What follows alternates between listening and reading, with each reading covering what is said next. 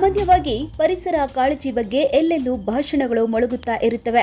ಆದರೆ ಕಾರ್ಯರೂಪಕ್ಕೆ ತರುವ ವ್ಯಕ್ತಿಗಳು ತೀರಾನೇ ವಿರಳ. ಆದರೆ ಯಲಹಂಕ ಉಪನಗರದ ಶೇಷಾದ್ರಿಪುರಂ ಪ್ರಥಮ ದರ್ಜೆ ಕಾಲೇಜಿನ ಎನ್ಎಸ್ಎಸ್ ಸ್ವಯಂ ಸೇವಕರು ಸ್ವಚ್ಛ ಭಾರತ ಅಭಿಯಾನದ ಅಡಿಯಲ್ಲಿ ಬೆಂಗಳೂರು ಗ್ರಾಮಾಂತರ ಜಿಲ್ಲೆಯ ದೊಡ್ಡಬಳ್ಳಾಪುರ ನಗರದ ಸುಮಾರು 700 ವರ್ಷಗಳ ಪುರಾತನ ರಾಮಣ್ಣ ಬಾವಿ ಕಲ್ಯಾಣಿಗೆ ಮರುಜೀವ ಕೊಟ್ಟಿದ್ದಾರೆ. 100 ವರ್ಷಗಳ ಪುರಾತನ ಮತ್ತು ಐತಿಹಾಸಿಕ ಕಲ್ಯಾಣಿಯನ್ನ ಸ್ವಚ್ಛಗೊಳಿಸುವ ಮೂಲಕ ಜೀವ ಕಲೆ ಕೊಟ್ಟಿದ್ದಾರೆ.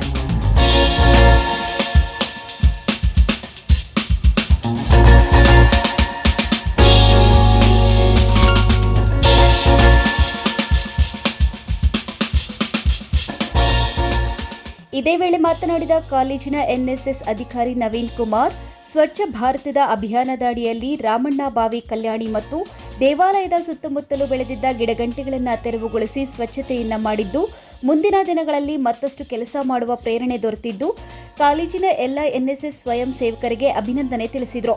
ಯಲಹಂಕ ಉಪನಗರದ ಶೇಷಾದ್ರಿಪುರಂ ಪ್ರಥಮ ದರ್ಜೆ ಕಾಲೇಜಿನ ಎನ್ಎಸ್ಎಸ್ ಘಟಕ ಸ್ವಚ್ಛ ಭಾರತದ ಅಭಿಯಾನದ ಅಡಿಯಲ್ಲಿ ಇಂದು ದೊಡ್ಡಬಳ್ಳಾಪುರ ನಗರದಲ್ಲಿ ಇರತಕ್ಕಂತಹ ರಾಮಣ್ಣ ಬಾವಿ ಒಂದು ಕಲ್ಯಾಣಿಯನ್ನು ಪುನಶ್ಚೇತನ ಮಾಡುವಂಥ ಕೆಲಸಕ್ಕೆ ಕೈ ಹಾಕಿ ಸುಮಾರು 70 ಎನ್ಎಸ್ಎಸ್ ಸ್ವಯಂ ಸೇವಕರು ಬೆಳಗ್ಗೆಯಿಂದ ಇಲ್ಲಿಯ ತನಕ ಒಂದು ಸ್ವಚ್ಛತಾ ಅಭಿಯಾನದಲ್ಲಿ ಪಾಲ್ಗೊಂಡು ಅನೇಕ ಗಿಡಗಳನ್ನು ಕಸವನ್ನು ತೆಗೆದು ಇವತ್ತು ಅದನ್ನು ಪುನಶ್ಚೇತನ ಒಂದು ಯುದ್ಧವನ್ನು ಇವತ್ತು ಮಾಡಿದೆ.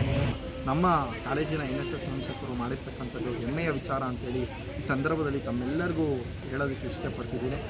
ಈ ಸಂದರ್ಭದಲ್ಲಿ ನಾನು ಇಲ್ಲಿನ ಆಡಳಿತ ಮಂಡಳಿಯವರಿಗೆ ಜೊತೆಗೆ ಎಲ್ಲ ಎನ್ಎಸ್ಎಸ್ ಸ್ವಯಂ ಸೇವಕರಿಗೆ ನಾನು ನಮ್ಮ ಎನ್ಎಸ್ಎಸ್ ಘಟಕದ ಪರವಾಗಿ ತುಂಬ ಹೃದಯದ ಧನ್ಯವಾದಗಳನ್ನು ಈ ಸಂದರ್ಭದಲ್ಲಿ ಅರ್ಪಿಸ್ತಾ ಇದ್ದೀನಿ.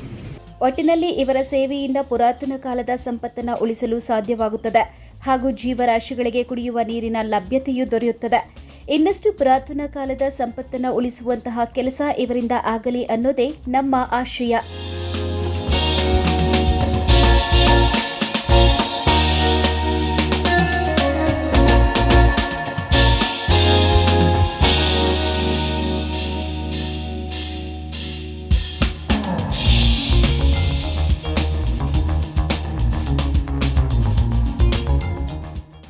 MMTV news bureau, Chikkaballapur.